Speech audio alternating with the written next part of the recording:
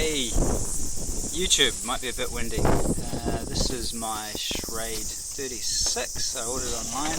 Came in a nice box and everything, but I just threw that out. I don't really want to get too involved in what a cardboard box that you throw out looks like.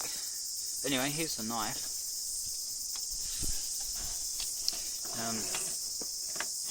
You can see SCHF36. I think it's 1095 steel, can't remember. Oh, what's happening there? Anyway, Dylan will be reviewing it soon. Yeah, it did come with a leg string, so you can wear it from your belt around your leg if you want to be a Rambo commando soldier. It's not not really my style, although it's a pretty intimidating looking tactical case. It did come with this velcroed down little container. Let's get that out. It came with one of those fire starting things that everything comes with these days. I broke it pretty quickly. It's nice little... Oh, I'm talking to YouTube. You want to say hello? Hello. And it came with this it's a diamond sharpening tool, which I don't know, haven't had too much luck using it. It's probably more my technique, maybe the knife. Anyway, yeah, nice little case. It comes with a nice solid plastic interior and a buckle dome, and you can thread it through the belt if you want. To be honest, I'm a bit too embarrassed to wear that. I'll just keep it in a pack, pull it out when I need it to. The knife itself is pretty solid, good weight to it. Nice 1/4 inch thick blade, so you can really feel that it'll be good for whacking through branches and the like. We'll give that a go in a sec. The blade itself, you can actually undo these, and if you wanted to, you could put a replacement handle on. The handle is sort of a hard rubberish like substance, plastic, vinyl. It's quite good grip. Quite like the handle. One thing you'll see in other reviews is that these little, I don't know what you call them, bumps for want of a better word, yeah, they sort of cut into your hands, and when you're hacking into a branch, you sort of really feel it, and it sort of cuts in. So if you watch some of the other reviews online, you'll see that the one of the first mentioned modifications is to actually file those down. The one on the top doesn't worry me. It gives you a good thumb grip actually. But the one down here, yeah, it digs into my fingers, and it actually starts to be a bit painful. So I had a quick run over it with a file, but it didn't really do much. Just took some of the lac coating off. Lanyard hole. You can carry that around your neck or something if you want to. Yeah, it's got a place for your finger. I know there's some fancy word for that. Not too interested in remembering all the fancy words, but yeah, it lets you have that finer control, so that when you're whittling through wood, put your thumb on the top and finger there, you can get that bit of finer control.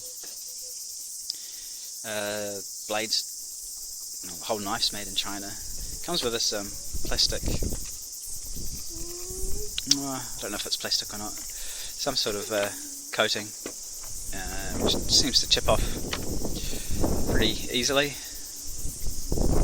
so I'm not too sure if that's to help protect the blade or make it look cool. But again, if you watch some of the customization videos, people will actually strip that off. One theory is just that it's there for shipping, so you don't get corrosion on the blade when you pull it out of the box. Because of the size of the blade, I've had trouble getting it to a nice edge. I haven't gotten it any sharper than it came out of the box, even using this tool.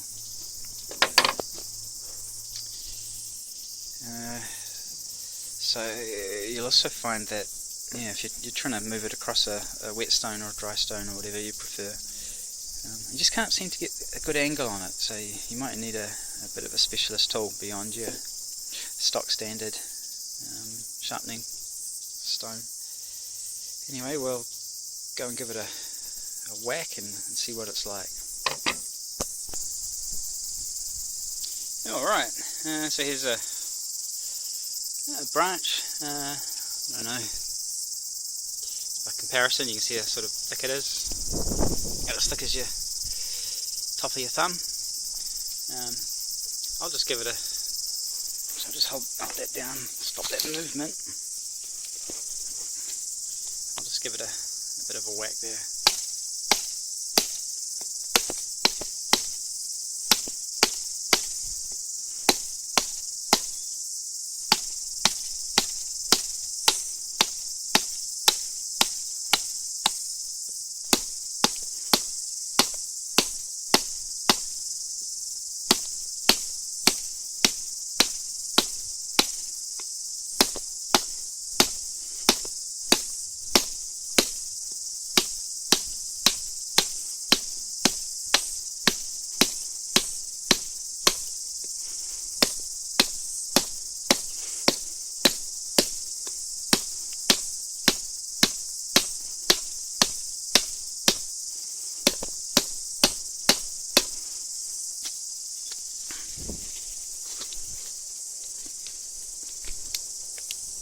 It's not ready to come just yet. Oh, yep, here we go.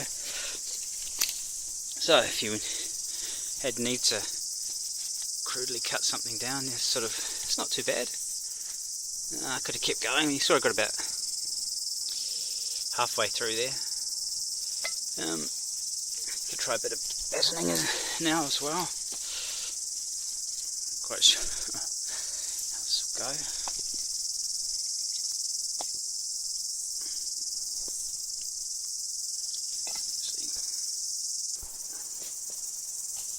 So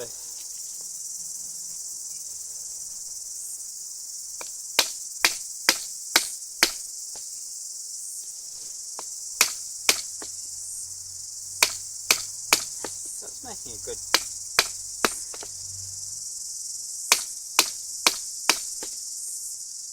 dent there.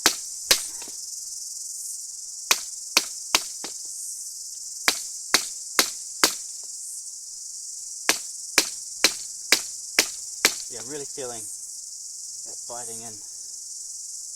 You might even be able to see just a sort of indent there.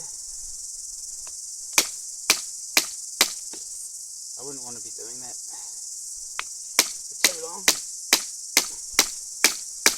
Because it wouldn't surprise me if there were some third-party manufacturers of blades that just went straight, sorry, not blades, handles that went straight over there.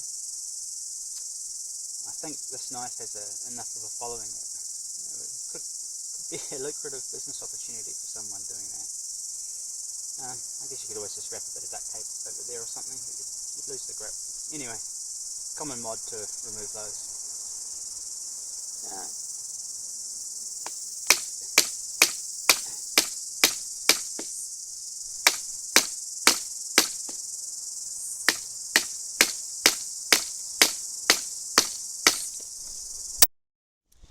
Alright, I was actually recording on my cell phone when it rang, so it was an unexpected interruption there. I'm just going to see if Dylan wants to say anything about that knife. What do you think about that knife, Dylan? Is it good or bad? I think it's good. Do you want to open it and tell us all about it and chop up some wood for us?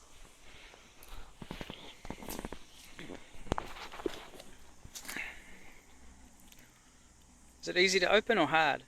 Hard. Oh, there you go. Now remember, it's sharp, so watch out. Alright, now we've got a nice piece of rotten wood for Dylan to start hacking into. Here you go, Dylan, have a go with this piece. Tell us what you think. Now watch that hand, remember? Remember like we showed you?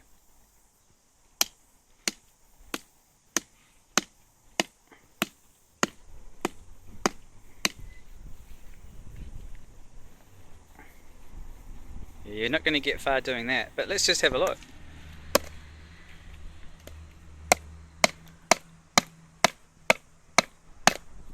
It's not getting far, is it? Anyway, what do you think of the knife? Would you recommend it? Do you think other people should get it? I don't know. I don't think this is going to be a very good video. Okay. Is it heavy?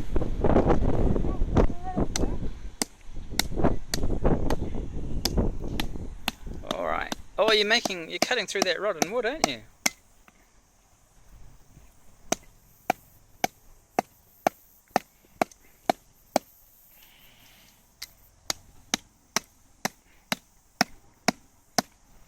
Alright, do you want to say goodbye to YouTube? Bye, YouTube.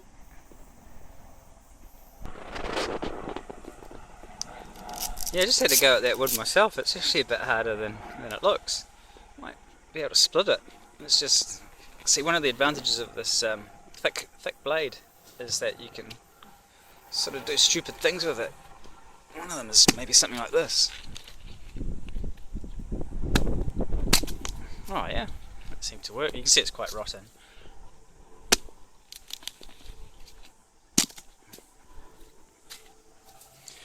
The knife's really affordable.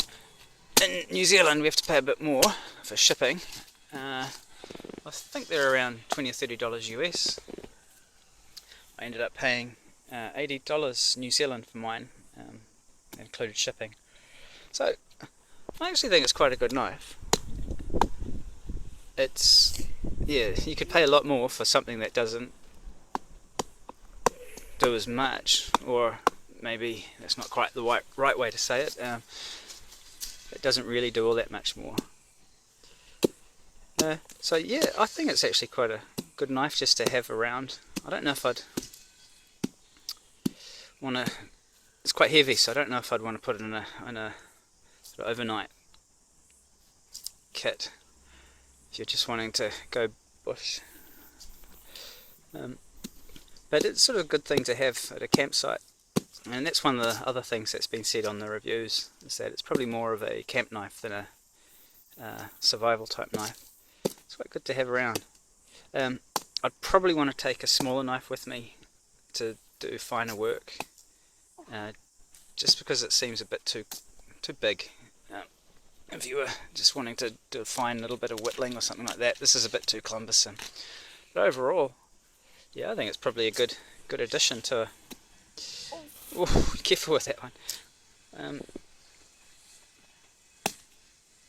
To a campsite. Anyway, I hope that's been useful. See you later. My name is Dylan and I like the sharp knife. Cheers.